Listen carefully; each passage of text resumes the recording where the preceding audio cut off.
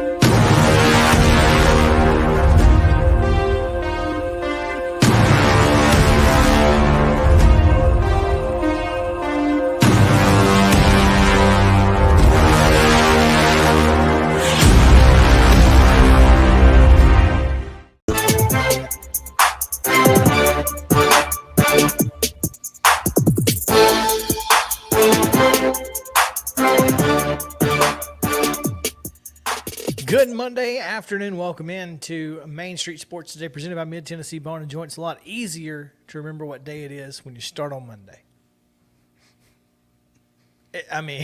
Last week I struggled. I'll tell you what, the next time we have a holiday on a Monday, you come do the show anyway. I might have to. That will help me. I'm taking the day off, but you go ahead.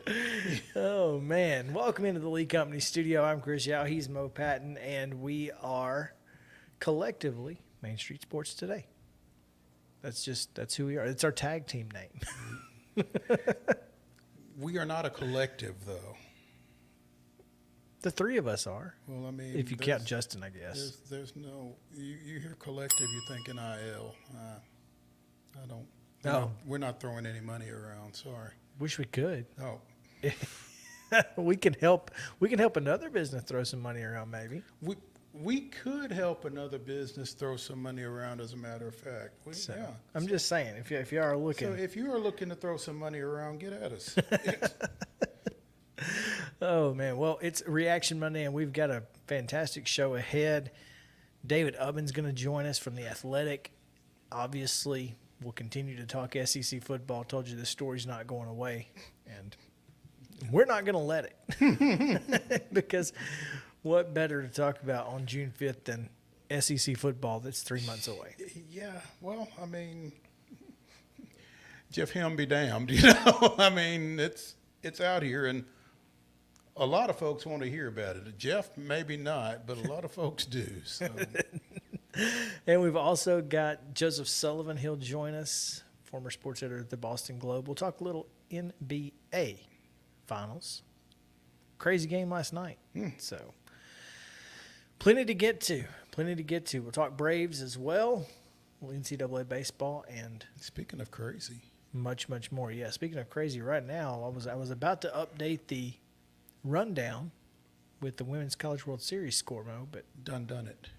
Well, it can't be updated definitively yet. There's no more to update than there already has been. It is what it is. So as we are patiently awaiting the winner of maybe game one, I don't know. We'll see, because if necessary, could follow. Mm-hmm.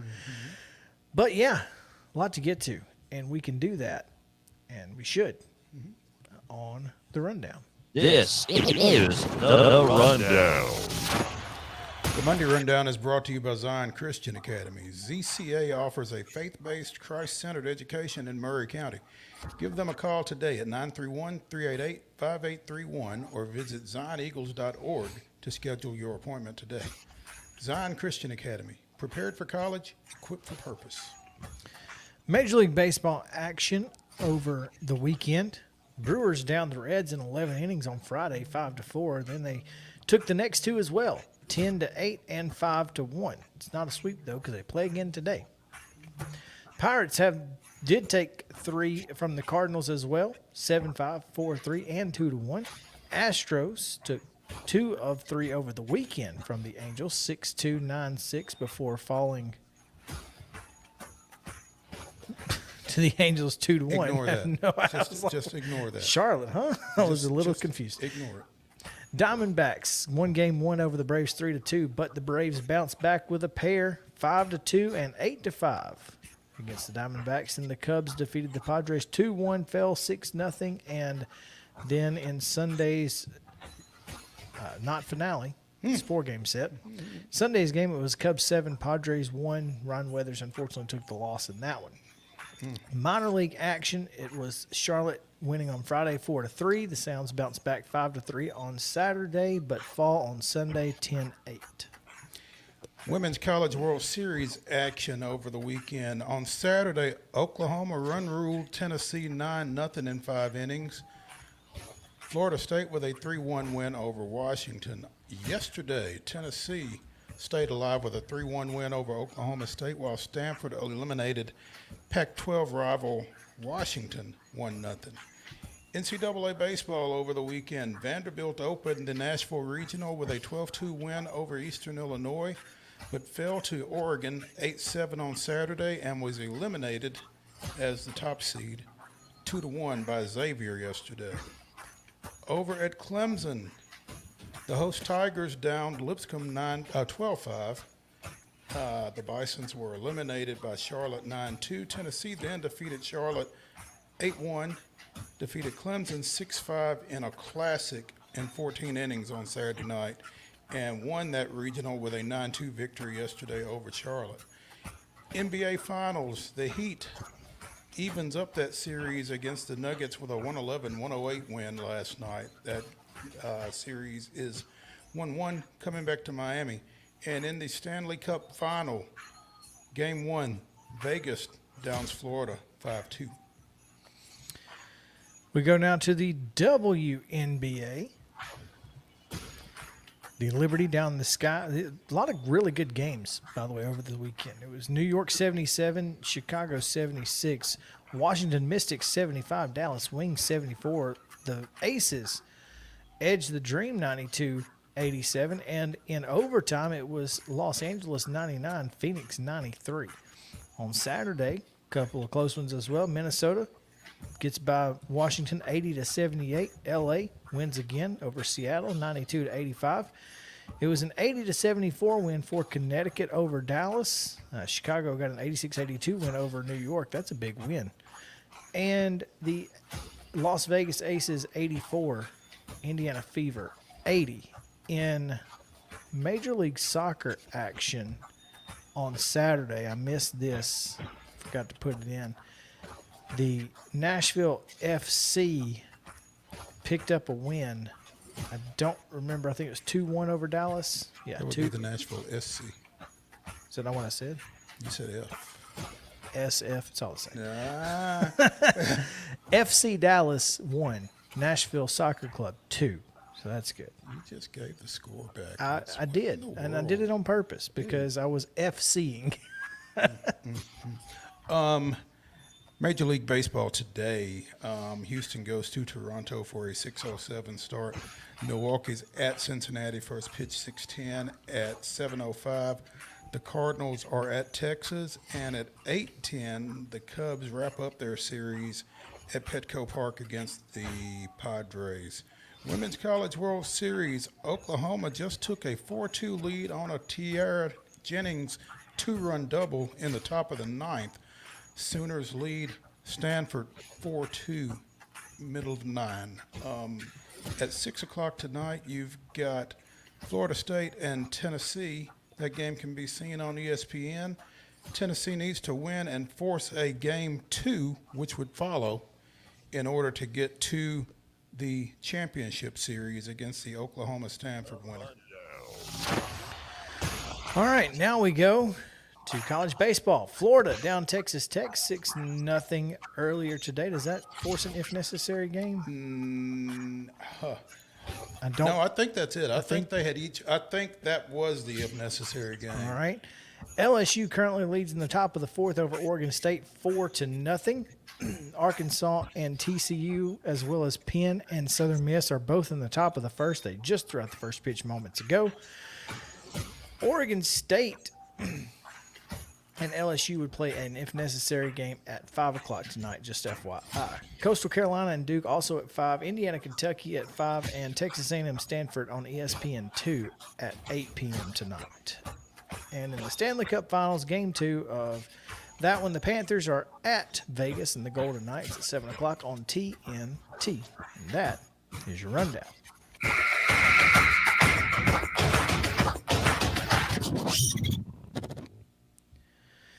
Shoo. Yeah, that was the if necessary game. Florida defeated Texas Tech 7-1 yesterday to force today's if game. It's a big win for the SEC and for Florida. Yeah, considering Florida had lost to Texas A&M earlier in the tournament. So, I guess in the 1-0 game. Yeah. I'll tell you, the baseball, the regionals got kind of crazy over the weekend with weather and everything else. Obviously, Tennessee didn't have to deal with it as much as others did, but Vols get a big win, and everybody else kind of had to wait around. Yeah, a lot of, like you said, a lot of these regionals were affected by weather in some way, shape, or form, and a lot of games today. I think there were 7 of the 16 regionals that leaked over into today. So, and I tell you, I'm intrigued by that Southern Miss Penn game that started here just a few minutes ago down in Auburn, because Tennessee gets that winner, and maybe they host, maybe they don't. I'll be interested to see what comes up Tuesday in that super regional meeting. But I think that if a 4 seed wins the regional, they should automatically host. It should just be a rule. Listen, you go out there and you beat the other 3 teams in your regional. By George, you ought to get to host. That's just my opinion. Now, of course they did it a little uniquely, squeezing Auburn like 6 times, and Auburn couldn't figure it out. There's still a place for small ball.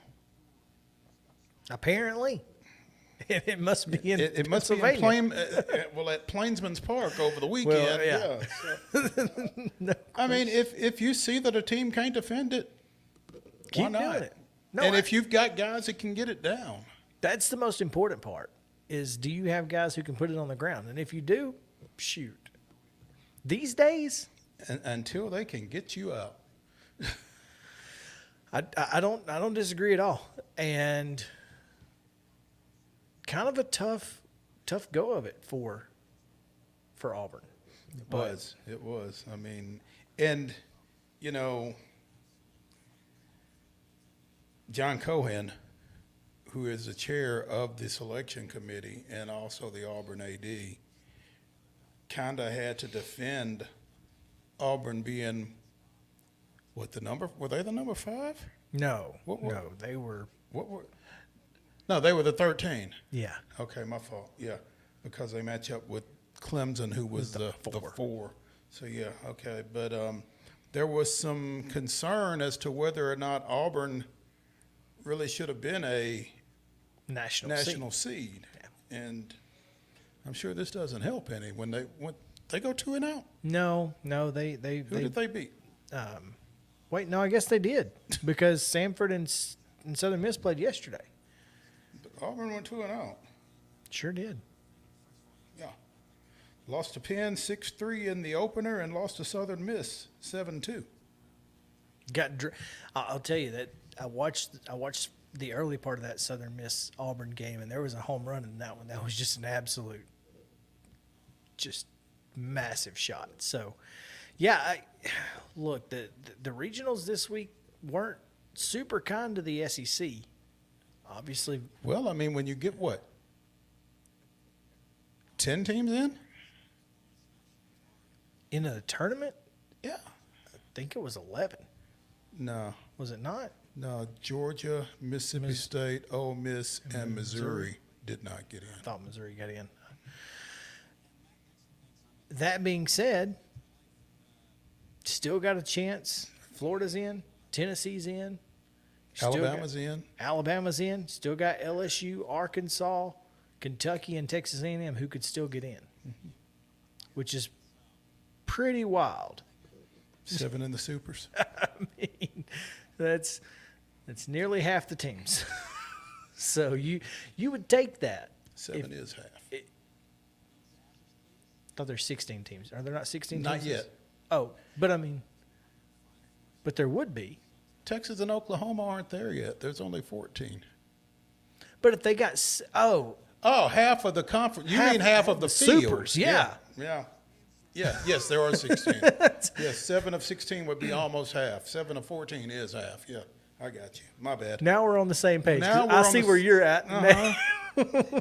We just crossed each other on the way back. It's okay. Yeah. But Bear with us. We'll it just figure keeps it just keeps proving though that this is one of the reasons that Auburn got to host is because the SEC is so tough. Now, LSU, Arkansas, Kentucky, and Texas A&M could all lose. Never would have thought anybody would go into Arkansas and beat the Hogs 20-5. But at the same time, when you get into these tournaments and your pitching gets a little off kilter, things happen. And sometimes your pitching can get off kilter on purpose. And that's I see where you're completely different ball game, literally. But going. Go ahead. well, Since you're there. no, I don't want to talk softball just yet. But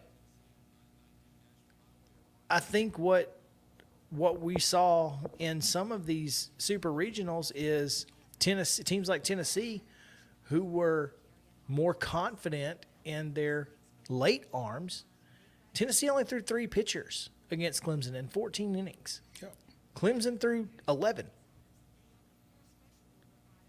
And so that's how you understanding your pitching. Well, and what Tennessee did with its pitching over the course of the season, I mean, Chase Burns, who went 6 1/3 in that Clemson game on Saturday, he had been a weekend starter at the beginning of the season. I mean, they've got a bunch of guys that are stretched out. Yeah. And so. Kirby threw 1 pitch. One pitch. Isn't that crazy? The That's entire crazy. weekend. So But I mean, Burns and Halverson coming out of the pen Saturday night were nails. And again, Burns going 6 1/3. Going 6 1/3 when KP, the analyst for ESPN, what's his name? The guy that pitched at Stanford. I can't remember his name, but was lobbying for him to come out like 2 innings earlier than he did. Said he's gassed, and then he got back-to-back strikeouts right afterwards to end an inning. Yeah. tell me, now that we're hindsight, looking back, think last year, think this year, why would you ever want to win a game in Hoover?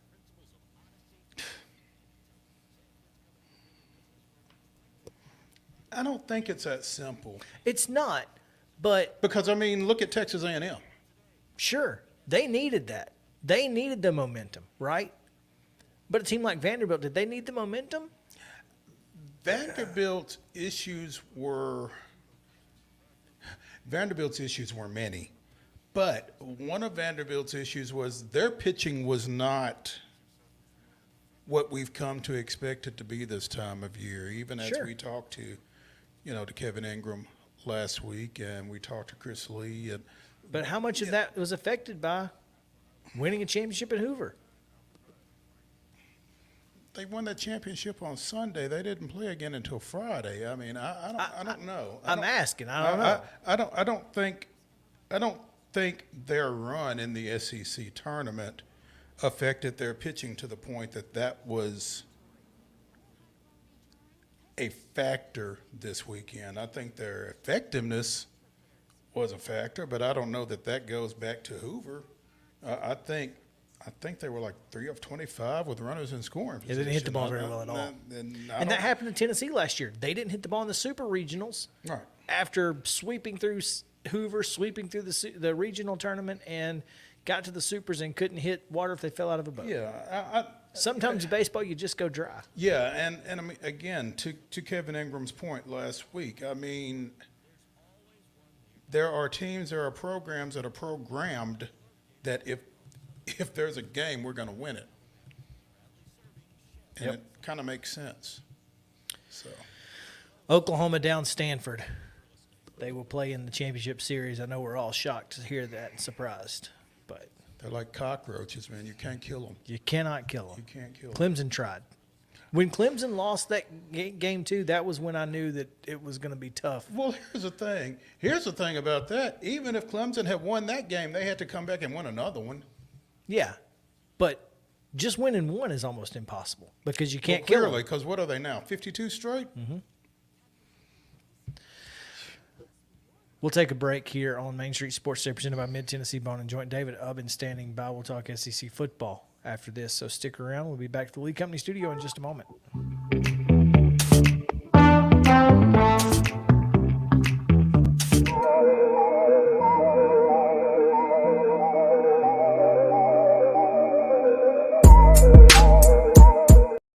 Mid-Tennessee Bone and Joint treats your orthopedic injuries and existing conditions. Our trained physicians will get you back in the game faster. Contact us at 931-381-2663 or www.mtbj.net.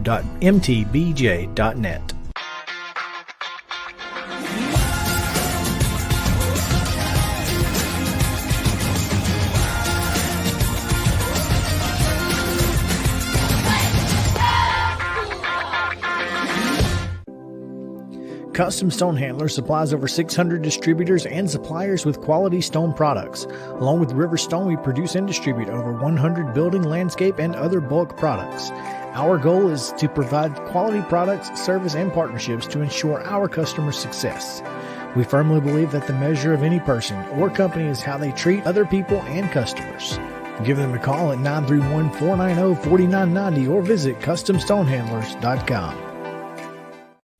With Lee Company technology, the best handymen are hands-off. Lee Company techs have been using visual findings and other smart technology tools for years to add transparency and virtually take customers along. You see what we see, whether we're in a crawl space or on a roof. With Lee Company, technology helps us help you, no matter what's happening in the world or at your house. You can't see the sights without the sounds.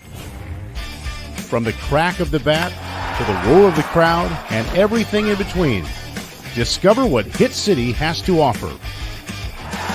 Spend your nights cheering on the Nashville Sounds at First Horizon Park with giveaways, fireworks shows, theme weekends, and more. Single game tickets are on sale now. Visit NashvilleSounds.com to claim your seat today.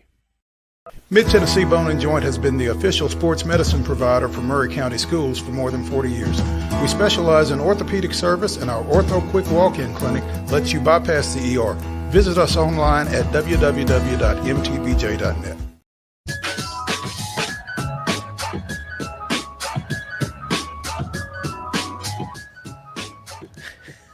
Welcome back in Main Street Sports Day presented by Mid-Tennessee Bone and Joint. I'm Chris Yow, joined as always by Mo Patton. Glad to have you guys with us here on this Reaction Monday as we continue to react to all that happened last week at the SEC football spring meetings. And sometimes it's easier just to get someone who knows more than we do. And that's what we did today, bringing in from The Athletic, David UBBEN. David, welcome in. Thanks for joining us. Thank you, guys. Appreciate it. Mo, nice shirt, buddy. Yeah.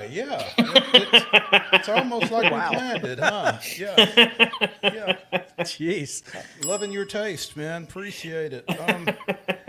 David, is the biggest thing to come out of the SEC spring meetings that they are going to go 1-7 for the 2024 football schedule? I mean, So I'll go mild correction. It won't be a 1-7. They're going to sort of draw this schedule up in the dirt, similar to the way that they did in 2020. You're going to have road games that are not returned the following year. Basically, they want to get all the rivalry games in with the idea that this is a one-year plan.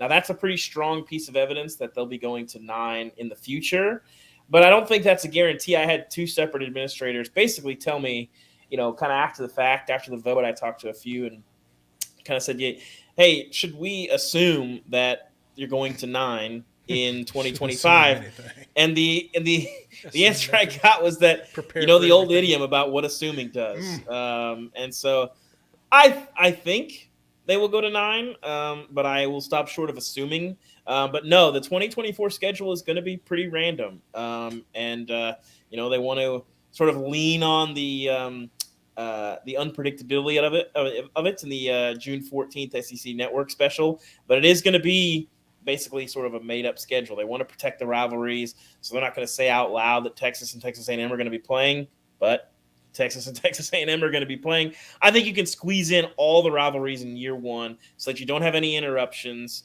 of any of those games that people care about. And then in 2025, you sort of see where you're at. But strong indications from Greg Sankey and other people that we will not be back in Destin without some solid feel of where things are going in 2025. So this whole thing is kind of a made-for-TV type deal. This June 14th schedule release. Is that what they were aiming for when they did this? I think when they did this, they were aiming for a strong answer of whether or not ESPN was going to pay $80 to $90 million for a 9th game. I think based on going to 8, I don't think those guarantees were there. I don't think, I think they felt like it probably wasn't going to happen. And when you have the league looking around saying, so I'm supposed to sacrifice probably a home game, lose control of my schedule, and get a tougher schedule with no guarantee of more money, I think you're looking around the room saying, why are we doing this again? So you can call people chickens, whatever you want to say, but these are decisions made at the presidential and the athletic director level. And I think the last indication was, somewhere around 5 schools wanted to go to 9 in the current state. And that's not even anywhere close to a majority. So, money, I think they could talk about factors, talk about information, talk about all these things.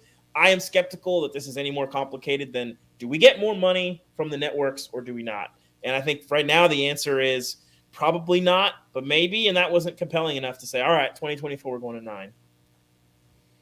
So that said, it's obvious that with Texas and Oklahoma coming in 2025, there will be more money. And so going to 9 games at that point will be more financially prudent then? Is that the way you connect those dots? Presumably. Again, I think you're talking about assuming. There's no guarantee that that's the case. There's nothing in writing that says specifically an escalator for those things. Now, I know how TV works and how the networks work, and surely if you're delivering more one of the crudest terms I don't love for football games, inventory. When you're delivering more inventory, you should probably prepare for a higher price. But we'll see if that's actually the case. I would say probably. I think 9 makes a lot of sense, but you got to get sort of paid for it. And I don't know that was necessarily going to happen. On the ESPN side of things, I'm always skeptical when I hear about, ESPN crying and penny pinching, because when ESPN really wants something, they always find money for it. I think, Pat McAfee. Like Pat McAfee. Yeah, exactly. The optics of laying a bunch of people off and then paying $85 million or whatever it was for Pat McAfee. Hey, when they really want something, they're going to find it. So, it is what it is. It's interesting because I'm curious and this is completely off topic, but kind of on the money side. The Longhorn Network, is that going to stay around? No, the Longhorn Network is dead. Okay. That is, I think it's been dead for 6 or 7 years. It's just a matter of when, not if. I mean, that contract was never going to get extended. It was a 15-year deal that they signed, I want to say in 2011, maybe it was 10. So you're already at the point where you can sort of negotiate it away and kind of make it disappear. But then obviously with the SEC membership, the third tier rights, I think everyone sort of agreed, yeah, this needs to go away. It would have been maybe a little bit more complicated in a Big 12 world, what Texas would have done. But I think that was probably a powerful motivator as well for Texas to say, hey, peace out. We're gonna see. This isn't working. Okay, I was just curious. That was completely off topic, but it's a fair question, though. I mean, it makes sense. I remember when that was a nuclear reactor of a topic, and Texas picked not the best time for their football program to tank. So that sort of tanked the value of the network in a lot of ways. But I think the usage of it was, when you have one game a year, and it's Rice or Kansas or whoever, if you're not the hardest of hardcore Texas fans, or you don't know how to access illegal streams, you're not that motivated to pony up for the Longhorn Network. Like, it is what it is. There's a lot of great people that work there. Lolo Galindo has done a great job as kind of the face of the network. They've trained up some really good people on the network. But at the end of the day, it's not a necessity in the same way that the conference networks, outside the Pac-12 networks, have kind of become. Going back to 9,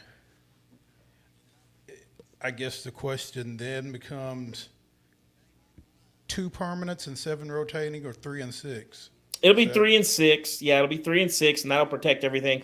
I didn't get a strong answer of does everyone have to have 3? I think that's actually an interesting question, because in some places, like Tennessee's actually a pretty good example.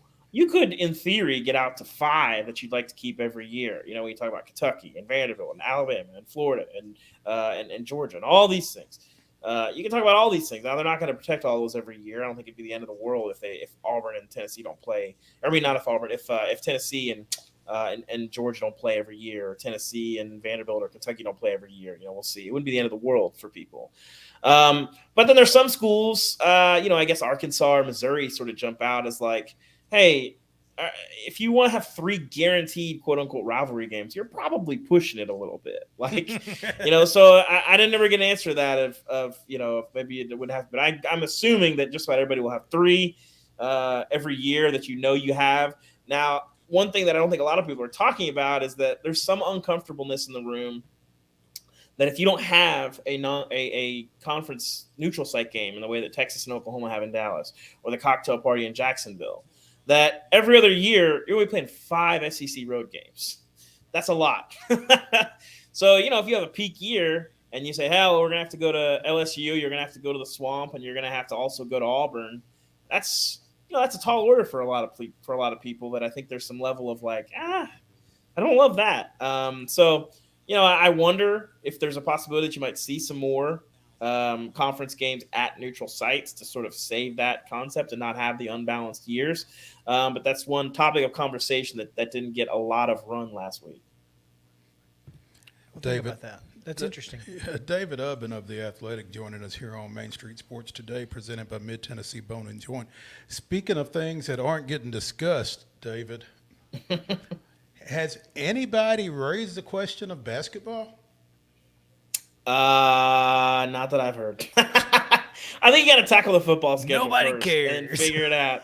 I mean, it is what it is. Like, football drives the bus. Basketball, we'll figure everything else out. Is the Big 12 strategy in terms of, hey, let's call up UConn, let's call up Gonzaga, is there a strategy that, hey, if this break happens in the future, do we want a world in which the NCAA tournament, whatever that looks like, cannot happen without the Big 12's access? That's an interesting question. I think that's something of a strategy. But, yeah, when it comes to the everyday, every year money, I mean, the football is the only thing that matters. And I think, it's been that way for a long time, and it's not going to change anytime soon. I think when you look at television and the changing landscape of streamers and all this streaming services and DVR and all that stuff, live sports is still the biggest drawer, and nothing draws like NFL football and college football. So, it is what it is. The spring meetings were not just about the schedule, although that was the major topic that comes out of it. But obviously, championship sites. We talked about this about baseball and Hoover, but I'm curious if there was any indication that we might see some movement in other sports in championships, a la football. I think they're open to it. I don't think it's going to happen. I think Hoover makes a lot of sense. I think they're really well supported by the company or by the city. So, I think they're open to taking bids and discussing it. I think the state of Texas, what about Globe Life Park? Do we want to do that? I think that there's a roof there. It's a little bit of a place that will be new to some folks, good weather, all that stuff. So I think they're open to it, but I would be surprised if we saw it in the next 3 or 4 years, something change on that front. And then football, no discussion. Certainly, Mercedes-Benz is going to be home for the foreseeable future. Do you see baseball moving to the edge of the conference footprint like that by going to Globe Life? I mean, not permanently, but maybe a one-off. I think when you have, Arkansas fans, there's a ton in Dallas, Texas. I mean, Dallas, you have Oklahoma has a ton of fans in Dallas. You have Texas A&M, Arkansas. That's a ton of people in Dallas. Missouri has some people in Dallas. I mean, that's a good chunk of schools. They'll be able to put some fans in the seats. You're not going to probably certainly sell that out, but you'll put people there. And so not every year in a tradition the way that Hoover is, but I think once in a while, once every few years, I could see that happening. But I think some of that's up to Hoover. Does Hoover keep the ballpark up where they want? Continue to sort of roll out the red carpet, continue to put people in the stands. If they do all those things, there's a compelling reason to keep it there. So we'll see. When we talk about this conference expansion and all the other sports that are affected, doesn't really matter. But what is the future of the SEC? I mean, the fact is that conference expansion isn't stopping. Mm-hmm.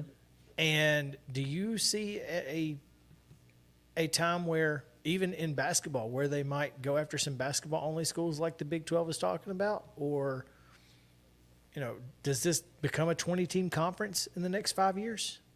I don't think the SEC has a lot of interest in that route.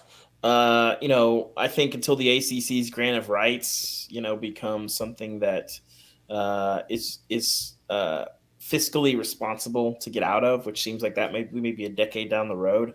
I don't necessarily see that. And I think even if you get to that point, there is certainly a lot of disagreement about, okay, well, all people always assume Florida State and Clemson.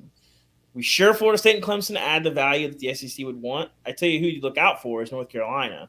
That would be a very interesting one. You have your conference network headquarters in the state. That's a new territory for the league. So people can assume Florida State and Clemson on the basis of football brands, and that does matter. And I do think that there's a decent chance, and that would be an interesting discussion when you get to the point where you can really even have that discussion, which based on the ACC's grant of rights, you can't. But I tell you what, North Carolina would be the school that I would be looking out for if I'm talking about future SEC expansion. It's a new market for the SEC, right? Mm-hmm. So if you think in those terms, who's the other one? Because they're not going to go one, they're going to go two. I mean, where else besides North Carolina? I mean, if you're looking at new markets, then not only are Florida State and Clemson not so attractive, but also, Georgia Tech, Miami probably aren't particularly attractive either if you're looking for new markets. So if you're cherry picking the ACC, what's the other team? NC State? No, I mean, if it were me, I would probably say Florida State, just based on that brand has had more staying power than Clemson. It's a much bigger fan base than Clemson. I think that stuff matters. Clemson, are we sure they're not sort of one bad coaching hire away from becoming mortal again? I think you've seen that success happen. So I would probably say Florida State makes a lot more sense. But, we're still with the ACC's grant of rights. I mean, we've seen this summer. It's going to be a while before those conversations heat up. I think in the Big Ten, those conversations are a little bit more interesting, a little bit more on the forefront with the Pac-12's current situation, depending on what that TV deal looks like and if the Big 12 is able to lure any of those people away. What happens with Oregon and Washington? Does Stanford get a look? Does Cal get a look? I was talking to some people.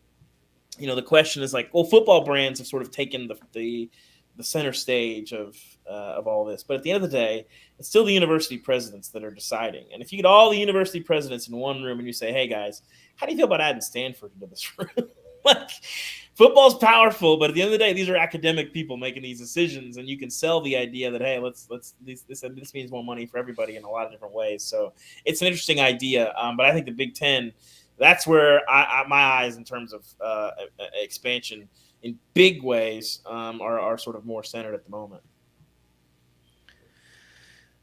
I am extremely curious about June 14th. I think this will be the second biggest schedule release of the year behind the NFL. So I am just, this is going to be wild. And the fact that it's even on television is insane to me. But David, that just goes to show in the SEC, it just means more. That's what they tell you. It's a bit crazy. But, David, as always, we appreciate you taking some time with us today, man, and giving us some insight into that, into the meetings and all of that. So we look forward to talking to you again over the summer and looking forward to the news on the new podcast. Yeah, thank you, guys. I appreciate it. Hey, one more thing before we let you go. Mm-hmm. I assume you'll be in Nashville July 17th through 20th? Now, Mo, we've already talked about what assuming does, right? We have, but I feel pretty safe on this one, though. TBD. We have not really had those discussions just yet. I think for our purposes, I'm like maybe the least big proponent of SEC Media Days because that, especially for what we do, that you can really accomplish that much. I was, a little bit more excited this year about Pac-12 Media Days, but I don't think I'm going to be able to go to that. I've got some other family stuff to deal with around that, so I'm not sure I'm going to be able to go. But in general, the SEC Media Days is such a zoo that, we'll see. I wouldn't guarantee it. I would say probably more likely than not, but we haven't really gotten that far in what we're doing. So, well, if you come, find us on Radio Row. We'll be there. Sounds good. And come hang out. We'll do. All right. Thanks, David. Take care. David UBBEN here with us on Main Street Sports Today, presented by Mid-Tennessee Bone and Joint. We'll take a break, talk a little baseball, as the Braves get 2 of 3 from the Diamondbacks, but some roster moves today. We'll tell you what those are right after this.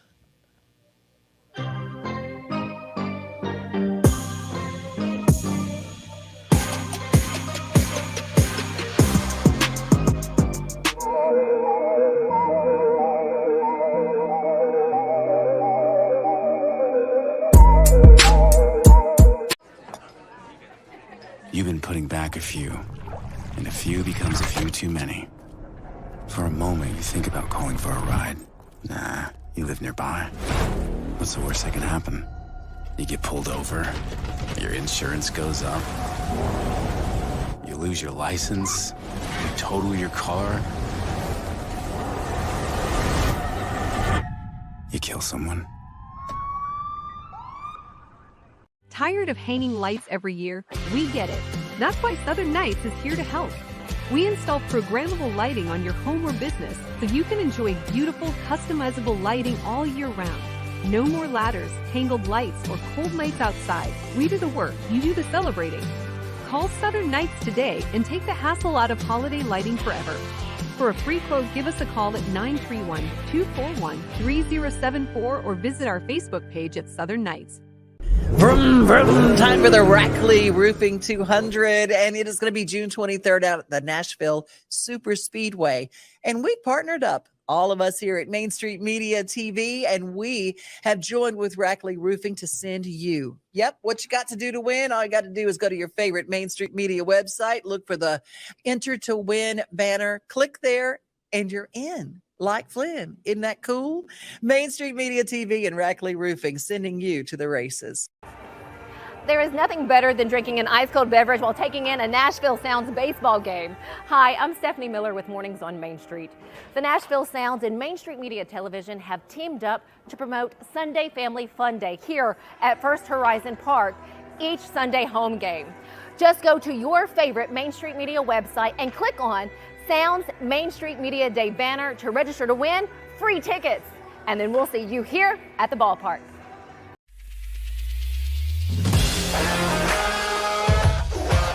Hockey in Music City just hits different. It's one big honky-tonk party. It's the sea of gold in the crowd, the goals, the saves, the celebrations. It's an experience like no other. Experience Predators hockey all season long. Visit NashvillePredators.com/season tickets and join the Loyal Legion today. That's NashvillePredators.com/tickets, and we'll see you at Bridgestone Arena. Music City will be rocking June 23rd through the 25th with a different sound. The sound of NASCAR. The Ally 400 is back at Nashville Superspeedway, and this year, it's a night race. NASCAR in Nashville. It's guitars and fast cars under the lights. Visit NashvilleSuperspeedway.com to get your tickets today for the triple header weekend.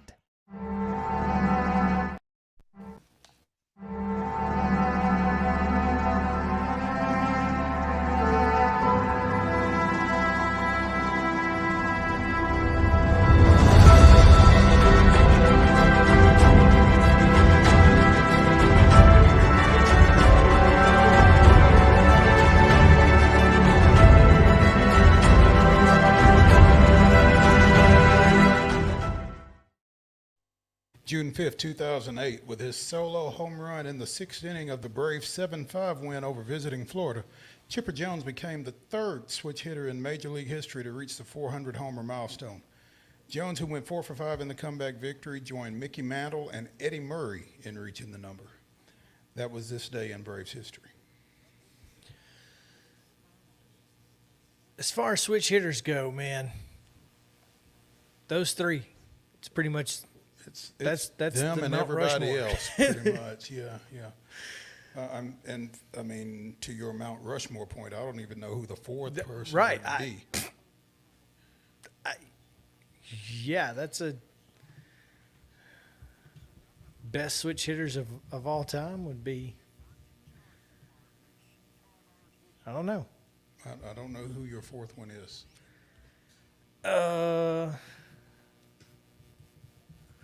Well, Bleacher Report had a slideshow. I know you're shocked to hear that. I am shocked to hear that. Pete Rose was apparently a switch hitter. He was. Well, then that's your four. Is it? I mean, he's only the all-time leader in hits. I mean, outside of that, I mean, Roberto Alomar is maybe number 5. Tim Raines. Okay. Now we're off the rails, Mo. I don't think Tim Raines is a bad hit. I don't think he's anywhere close to those 4.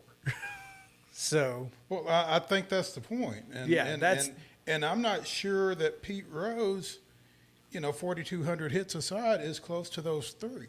No, I mean, because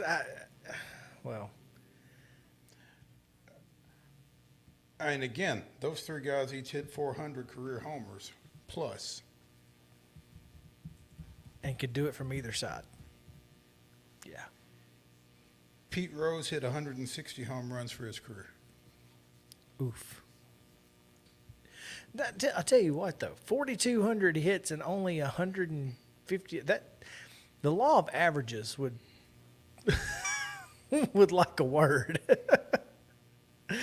You think a guy that makes that much contact will be able to put a few more over the wall? Apparently well, I mean, not. he was baseball's version of a slapper, though, in softball to a great degree. So. Yeah, he just found a hole and was able to just tap it in. There you go. Braves with a big series win over the weekend, Mo. Huge. Needed both of those wins on Saturday and Sunday to preserve a split of the road trip. Mm-hmm. Was able to do that. And after losing, in rather dramatic fashion, by the way. After losing 2 of 3 to the worst team in Major League Baseball, you take 2 of 3 on the road from National League's probably second best team. Arguably. Yeah, they're in the conversation.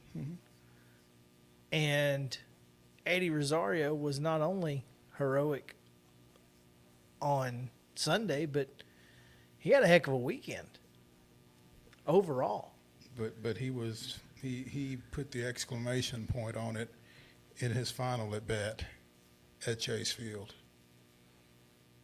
Eddie goes through these spurts, man, where he's as good a hitter as there is in the game. Well, and if you remember, this time last week, Braves Twitter was ready to do everything but release this guy. Heck, we were too.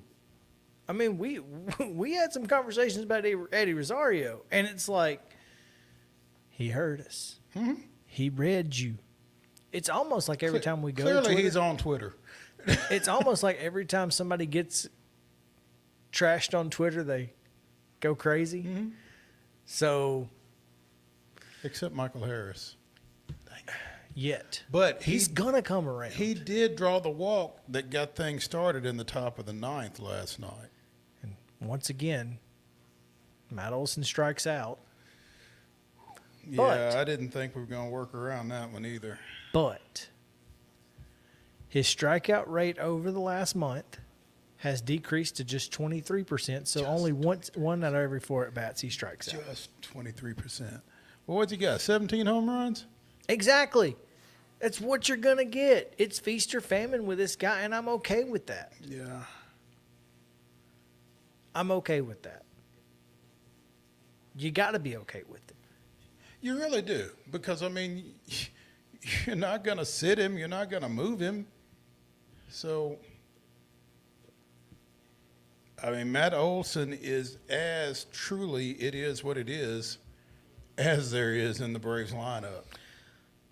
Yeah, I would love if he was a little less prone to errors on defense, but I'm going to take what we get from him and be very happy with it because he's only going to get better over the next 7 years of this contract, and we're going to be better off with Matt Olson at first base. Who would you rather have?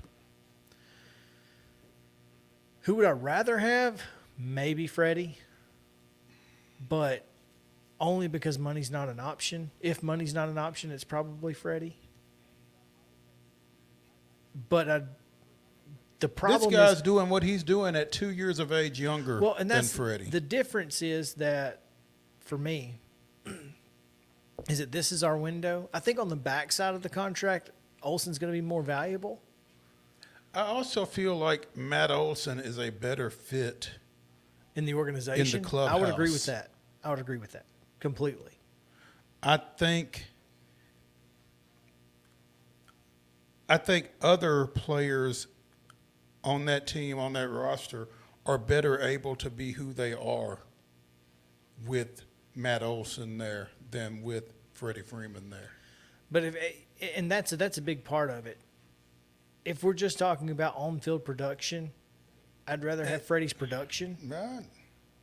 But maybe it's a little better.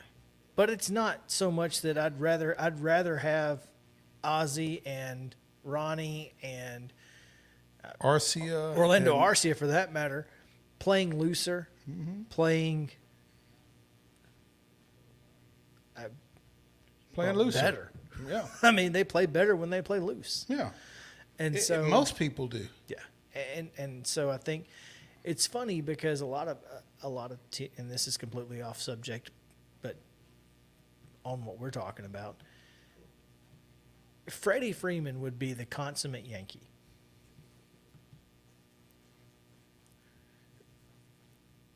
He would. Traditionally. I don't even know what the Yankees are Aaron Judge these days. Aaron Judge is the consummate Yankee. But if Freddie Freeman were a Yankee, it would make so much sense. Yeah.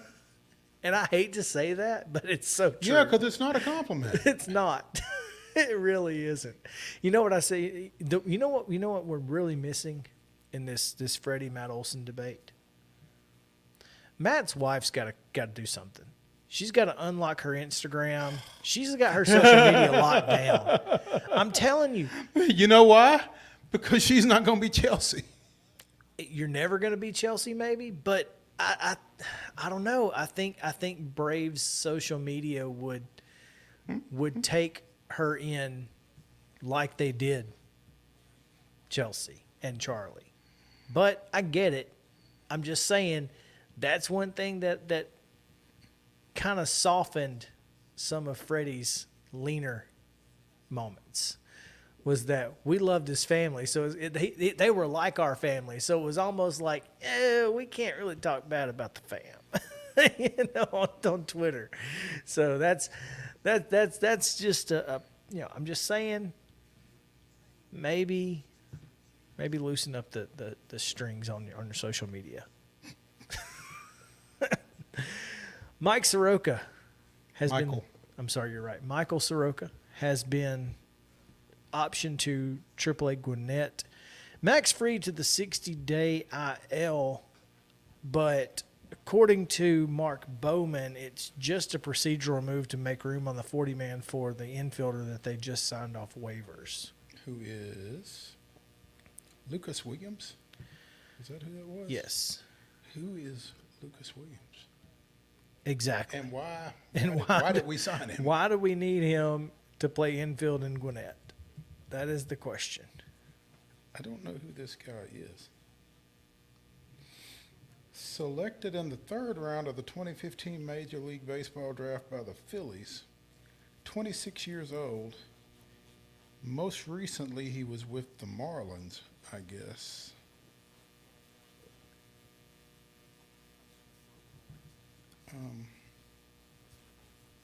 I don't know. Oh, claimed him from the Dodgers. Yeah. If the Dodgers can't use him with the infield that they have right now, what do we need him for? Yeah. I mean, I don't understand.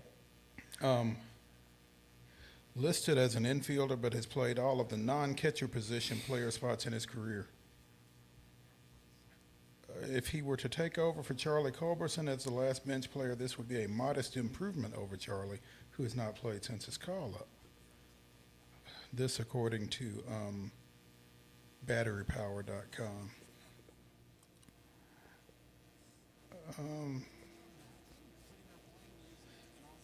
Let's talk just a little bit about this Soroka situation. Sure. Because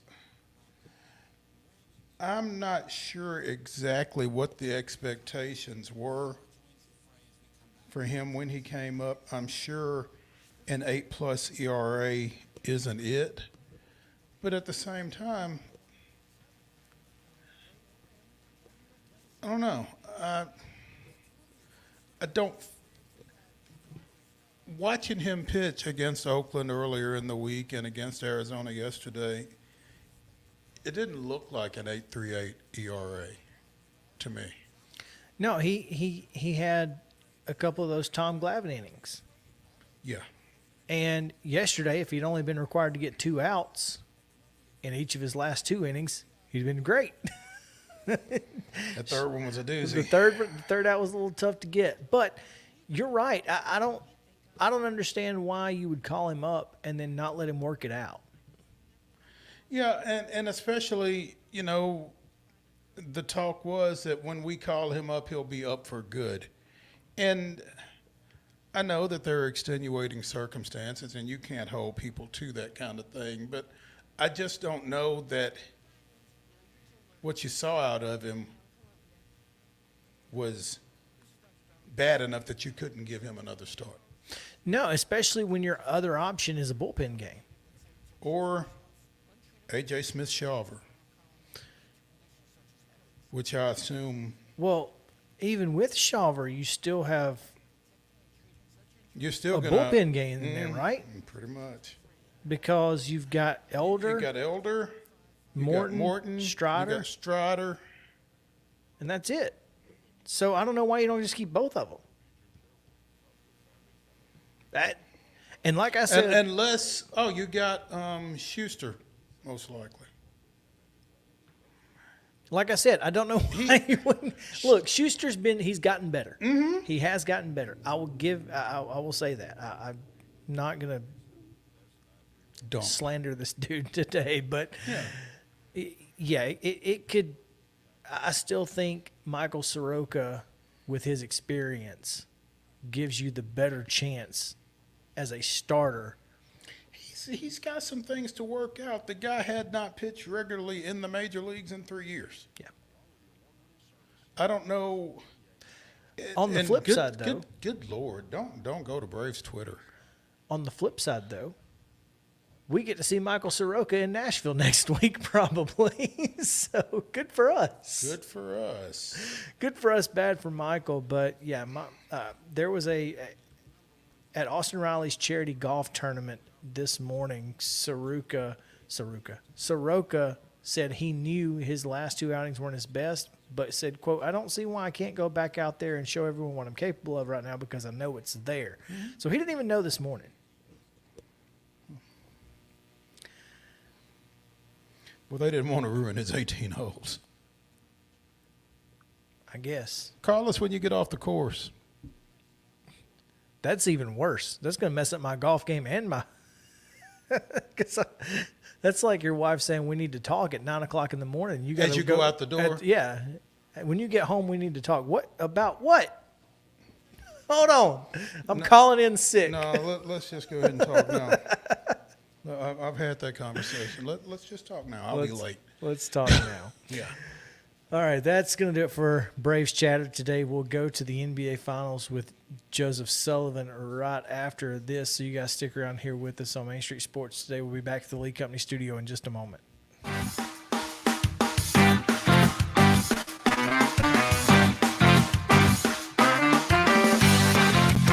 Mid-Tennessee Bone and Joint treats your orthopedic injuries and existing conditions. Our trained physicians will get you back in the game faster. Contact us at 931-381-2663 or www.mtbj.net. With Lee Company technology, the best handymen are hands-off. Lee Company techs have been using visual findings and other smart technology tools for years to add transparency and virtually take customers along. You see what we see, whether we're in a crawl space or on a roof. With Lee Company, technology helps us help you, no matter what's happening in the world or at your house. Jones & Lang Sporting Goods here in Columbia has been outfitting teams, officials, and anybody else from T-ball to college for 50-plus years. Be sure and check them out at 931-388-8060 or online at jonesandlang.com. Jones & Lang Sporting Goods, the look of a winner. Zion Christian Academy, zioneagles.org or 931-388-5731. You can schedule your appointment. Go tour their campus. It is beautiful over there, and you're definitely going to want to see it. Again, it's zioneagles.org. Give them a call, 931-388-5731, and schedule your tour today. Welcome back to Today's Better Health. I'm Colleen Barton, and I'm here with Dr. Gil Kentoff and Dr. Wendy Toohey, and we're talking about the latest treatments in back and neck pain. Many people, Colleen, come to see us with neck and back pain, and they develop tingling and numbness down the arm or lower back pain that develops into sciatica shooting down their leg. And for these patients, we have an advanced treatment technology, non-surgical decompression therapy that we really introduced to this area. It separates the vertebrae and creates a suction to allow fluids and nutrients back in to heal the disc naturally, relieving pressure on the nerve and on the joint. It's an amazing treatment. We've been helping patients like this for the last 30 years, helping them get back to work, get back to their family, get back to the life they want to live. I mean, it really is amazing. Technology helping us to live pain-free and better lives. Right. And I bet you have a special offer. The first 25 callers will receive an examination, x-rays, review of our findings, and their first treatment, all for $39. Call 615-551-3897 today to receive this special offer.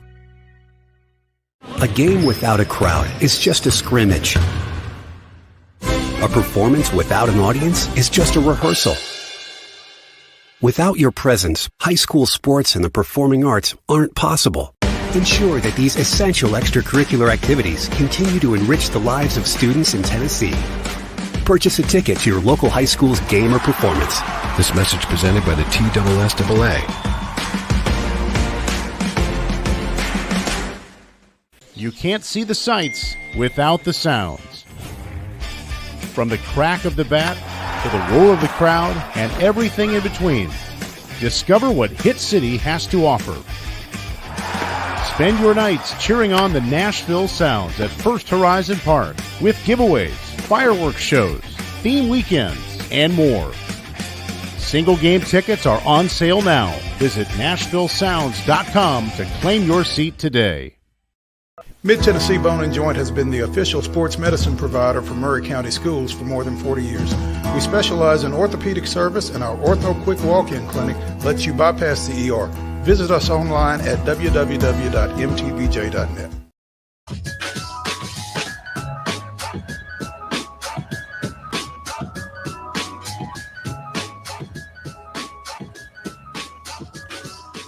Welcome back in Main Street Sports today, presented by Mid-Tennessee Bone and Joint. Chris Yow and Mo Patton here with you on this Reaction Monday. We are getting ready to react to a little NBA Finals as the Miami Heat take advantage of the situation in Denver, much like they've done the entire postseason thus far, and even up the series at 1 last night with that 111-108 win, prompting some folks to say Denver was lackadaisical in their approach.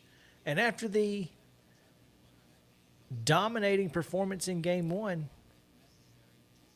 a lot of folks, myself included, thought this was going to be a quick, fast, and in a hurry finals. Instead, it has not been. So now we go to our friend Joseph Sullivan, who joins us now. And he's muted right now. Maybe we can unmute him. But wasn't necessarily expecting to talk to him. I muted myself, Chris, because I didn't want to. I didn't want to interfere with all that moaning and groaning about the Atlanta Braves. There's plenty of it to do. All that moaning and groaning about the best team in the National League, yeah. Exactly. Yeah, that's what we do. Yeah, well, I get it. I understand. You probably muted it because you didn't want to hear it, right? Yeah, I get it. But Joe, what do you make of this NBA Finals series to this point? I mean, Denver looked, relatively dominant in Game 1 behind Jokic, and not so much last night. So I'm with you guys. I actually had similar thoughts after Game 1 that this would be done pretty quickly. But I guess we all have to stop underestimating the Miami Heat and give them credit for a grittiness, a toughness, which is tough to measure. It's not going to show up in the analytics necessarily. You can't measure it, but this is a team that is really mentally tough, and it's also very well coached. They made their adjustments. Now, the post-game press conference last night, I thought Eric Spoelstra was kind of like mean to Ramona Shelburne from ESPN. Unnecessarily so. Yes. When she asked a question about, are they is their idea to make Jokic a scorer rather than a passer? Mm-hmm. And he just didn't want to hear it. The untrained eye, it's like, it's a good expression. And it seems to me that, and this is proven true throughout the playoffs. When he has scored 40 or more points, they've lost all 3 games.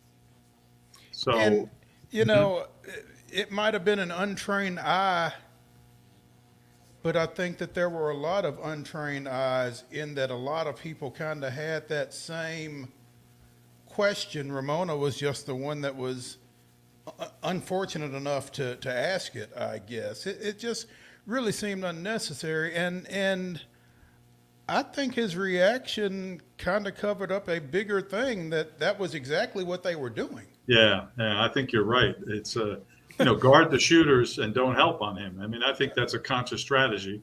Well, I mean, you see it. You've seen it on more than one occasion in basketball. Let him get his 40 and make sure nobody else does.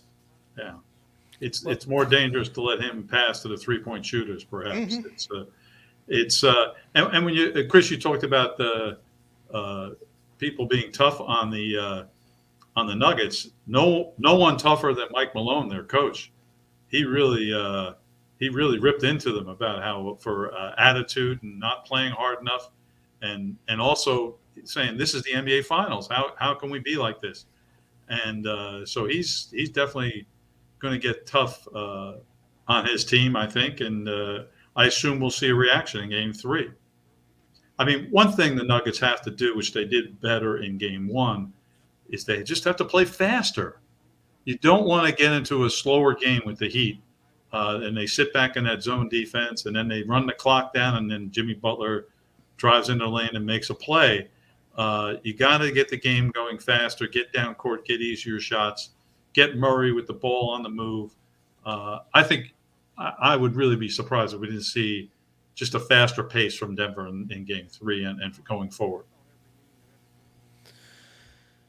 It's always interesting to me when you look at the box scores of guys you don't necessarily expect to be big-time scorers. And Gabe Vincent, point guard, obviously that's not really his game, but leads the team last night. 3 guys scoring over 20 for the Heat. It was almost like that they figured something out on the offensive side, and maybe that's it. Maybe that was, Denver just played right into their hands. But it just feels like this is a team that you look at from our perspective is kind of like the old school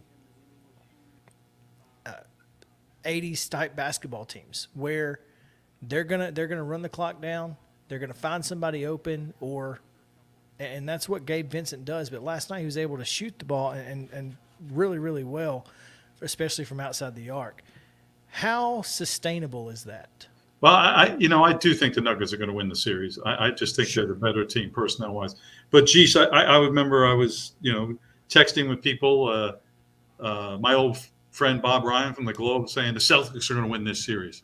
After they won Game 4, and Bob said, I don't know. He knows more than me. And it is. I still think Denver will win this series. I think they'll adjust. I think Malone has a proper amount of outrage to drive his team with. But am I again underestimating the grittiness and toughness of the Heat? And guys like Vincent, who's been great this whole playoffs, he was tremendous against the Celtics. And honestly, I thought that's what you guys wanted to have me on for, because you figure he played at Santa Barbara, and you figure I might have seen him. Yeah, you saw him in college, I'm sure. Well, it wasn't just I think the biggest difference in Game 1 and Game 2 was exactly what Jimmy Butler said after Game 1 was we have to be more attack the basket more. They went to the line 20 times in Game 2 versus 2 in Game 1. That's the difference in the ball game. And oh, by the way, we're 18 of 20 when they got there. Yeah, they're great at that. So look, Denver has to guard without fouling. They have to, and they can't put them on the line that much. That's another adjustment they have to make. I mean, it's easier said than done when Jimmy Butler is, taking you down low, and then he gets the turnaround jumper and you whack him. But they really do have to avoid that happening, getting such a disadvantage at the foul line. I mean, that's how Miami wins games. I think what you said is absolutely right. What they do, and I do think basketball, NBA's, especially in the playoffs, is guilty of this. College basketball is guilty of this.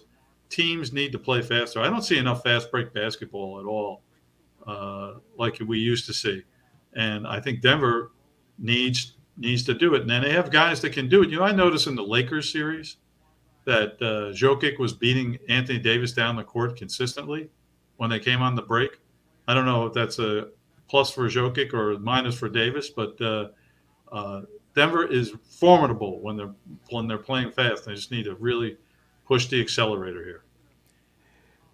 Joseph Sullivan, former Boston Globe sports editor, joining us here on Main Street Sports Today, presented by Mid-Tennessee Bone and Joint.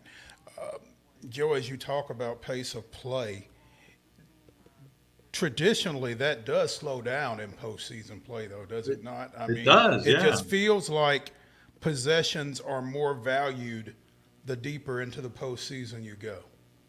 Yeah, and I was actually Andy Klockner. Do you know Andy? He's on Twitter, Mm-hmm. and very much a analytic guy. and a good writer too. But he was talking about how in limited possessions, which Miami wants to limit, I think there was 90 possessions in this game last night, and I'm attributing it all to him. I didn't realize that. That when they make enough threes out of 90 possessions, they're going to win. And so 3-point shooting is also critical for Miami.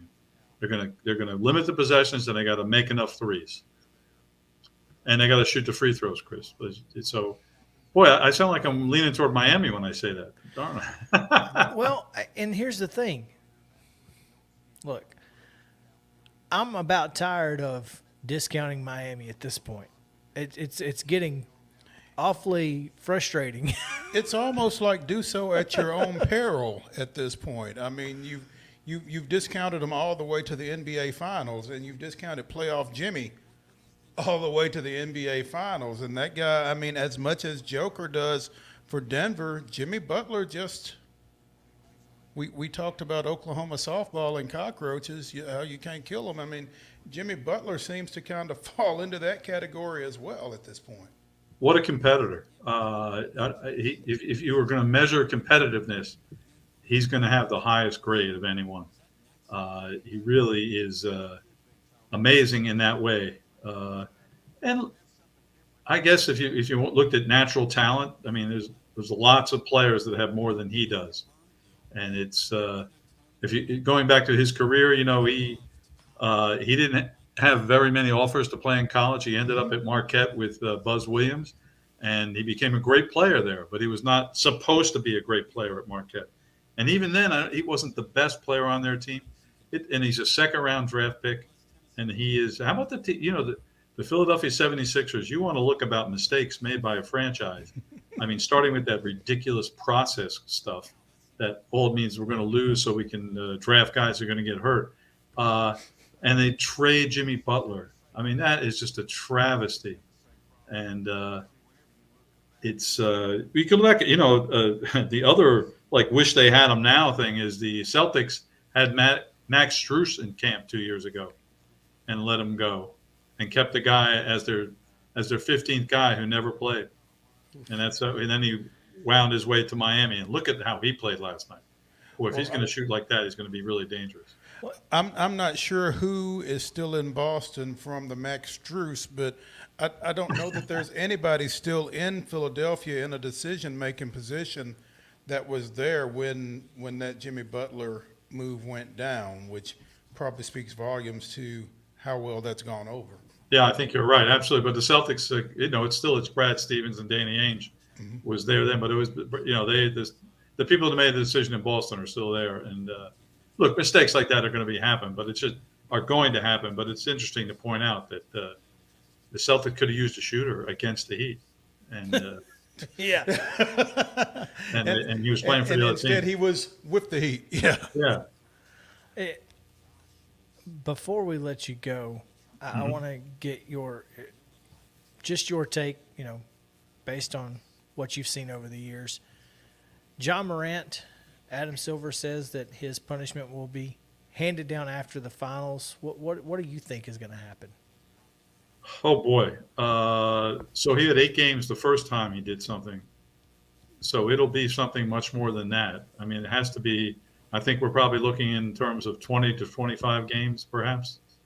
And that was the number we threw out, but we were seeing some 40, and I didn't think it was quite that crazy. Yeah, I mean, it's not like he fired the gun, right? I mean, it's not like he fired the gun, not like he brought the gun into an arena. You know what kind of friends does he have that they're taking these videos and they're putting them up? I mean, don't they realize what they're doing to him? Apparently, it's a valid question. He doesn't have those friends anymore, from what I understand. No, I wouldn't exactly call him friends. And look, he seems like a good guy when you see him on the court, and just read the things way he reacts with fans. And on Twitter, he's kind of funny. One time, someone posted a video of him making this spectacular layup, and they said, "How did John Morant do this?" And he replied to it and said, "I walked." And he did. And it just, I see that sense of humor, and it doesn't go with the gun thing to me. I don't know. Yeah. Maybe I'm wrong. It's Well, hopefully he gets some things figured out with this next NBA sanctioning, which is coming as soon as the finals get over with, I guess. So. Yeah. So you guys agree, 20 to 25, huh? Mm-hmm. Yeah, I think a quarter of the season is probably about where it's going to fall. So we'll see. Well, I wish him the best. I think he's a spectacular player. I've always liked his attitude, and I did see him play in Murray, not in person, but of course, I was living in Boston then. But make sure I see the games when they were on, the few times they were on, and I just love his game, and he's great for basketball, and I hope he solves this. We do too, because we kind of like watching Memphis play with him. Yep. So, Joseph, we appreciate it as always, man. Looking forward to talking to you again soon. And in your preseason rankings, where's FAU? Well, I heard of, I was listening to a podcast, the college basketball podcast in June, Guilty as Charged, and someone had them fourth. And I'm like, wow, really? I know they went to the Final Four, but they lose nobody. They kept their coach. Yeah. And I think a top 5 preseason ranking is I think it's warranted. Yeah. Well, I guess we could, except that, it's in the tournament that they succeeded. It's I'm looking forward to see what their regular season schedule is going to look like. I predict this. They could win. Who's going to play them? Right. So they'll have a lot of winnable games, Right. So they probably will be top 10, top 5, because they're going to have a great record, I think. Hey, if North Carolina can catapult one getting hot through the tournament to a number 1 preseason ranking, FAU can be top 5, right? Yeah, fair enough. Fair enough. Yep. But no, I'm excited about college basketball, and we're excited about seeing you and talking to you when that rolls around, and looking forward to it again, man. Always great talking to you guys. I'm going to go back now and look at the transfer portal to see if there's any news today. All right? There's plenty of it, I'm sure. Keep us posted, Joe. We appreciate it. All right. See you guys. All right. Transfer portal news, as a matter of fact, Indiana softball all-American freshman team player has entered the portal. Yeah, I saw. And a pitcher from Central Arkansas is headed to Bama. After her 3-day unofficial visit during the regional tournament. Where Middle scored 11 runs on her, you mean? Yeah. In 2 games? I'm just saying. We talked a little bit about that. We did. So it's out there. Friend of the show, Marion Angus Combs, posted something on the Indiana transfer and asked, the question, how can the Big Ten really raise its softball, what's the word I'm looking for? I know what you mean. Yeah. I know what you mean. While they're losing their superstars. You can't. I don't know that you can blame that on the Big Ten, though. No, but, level of visibility, I guess, for lack of a better phrase, the profile. Profile, that's it. Look. We do what for a living? And again, well, typically we have time to think about the words. How is the hash B1G supposed to grow as a conference when it can't hang on to its superstars? As she quote tweets from Justin McLeod at Just Facts Ma'am. Indiana infielder Taryn Kern has entered the transfer portal. During her freshman season in 2023, Kern batted .404 with 23 homers, 13 doubles, 68 ribs, and a 1.520 OPS. Jeez. Top 3 finalists for National Freshman of the Year and a second-team All-American. And 1.52. And all of the effort from that coaching staff that went into recruiting her, potentially developing her at least to some degree, is gone. And like we said in regards, to the situation at Middle Tennessee State. What's best for the program, what's best for the player isn't always the same thing. But this isn't good for the sport, especially if she goes to Oklahoma or Florida State. Because over time, it's the rich get richer, and that's just the way it is. But I mean, it's an either or thing. I mean, because you say it can't. That's why the portal has got to have some kind of regulation. If the portal's got some kind of regulation, it ceases to be the portal. It goes back to what we had pre-portal, and we're limiting where kids can go. If she wants to go to Oklahoma, why shouldn't she be able to go to Oklahoma? I'm just saying, I don't think it's fair to the program. I don't think it's fair to the coaches. Fair is someplace you go and eat cotton candy and ride rides. I mean, I don't know. Things have not been fair to the athletes for a long time. But I don't think you completely shift it 180 to make it unfair to the coaches, because then guess what? Okay, well, how do you balance it? That's what I'm saying. There's got to be something. Now, What? I don't know. But I don't think there's any conversations happening. That's my problem. I don't think there's any conversations happening anywhere of, we might have a problem. How do we address it? At least not at the level that I needs to think be maybe happening. there's no conversations happening because how do you address it? I mean, look, I'm fine if there is a waiting period, even if it's 6 months, and maybe you're eligible the next year, but you're not allowed to be in workouts for 6 months, or I don't know. Look, again, that just goes right back to where we were. That's not a compromise. No, not necessarily, because the big argument about the transfer portal was what? Coaches can leave anytime they want. Okay, coach leaves, portal's open, free to transfer. So I can only leave if my coach leaves. They're the one who put in the effort to not necessarily. No, you can leave. You just got to sit out a set number of a set time. Which is right back where we were. No, it's not, because the big issue with the portal was the coaches leaving. That's what I'm saying. That was the biggest argument made for the transfer portal, was that coaches can leave anytime they want, and these kids get stuck with somebody new, and then they're screwed. Or they got to go sit out a year. Well, that's a compromise. Your coach leaves, you don't have to sit out. Your coach doesn't leave, and you decide that you just want to go play somewhere better. I mean, it works at the high school level.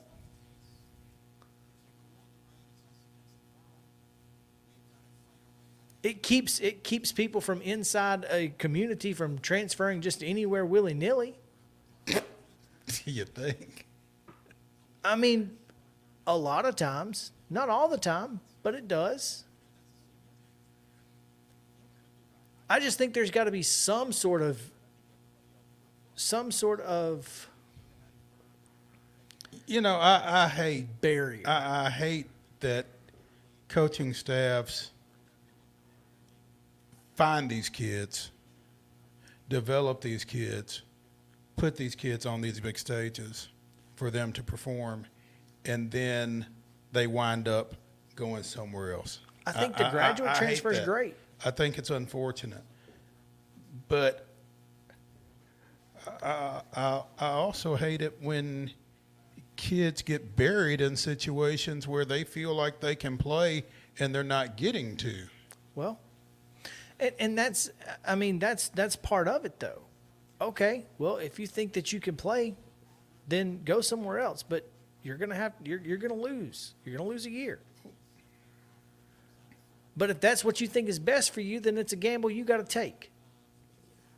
Because otherwise, these kids are just jumping in anytime, anywhere, and then it's hurting. Not only is it hurting the coaches who did all this, it's hurting the players who end up stuck in the portal and don't get out. It's hurting JUCO players who are not getting recruited because of the transfer portal being so full. And it's certainly hurting high school players who aren't getting recruited because those places are already full.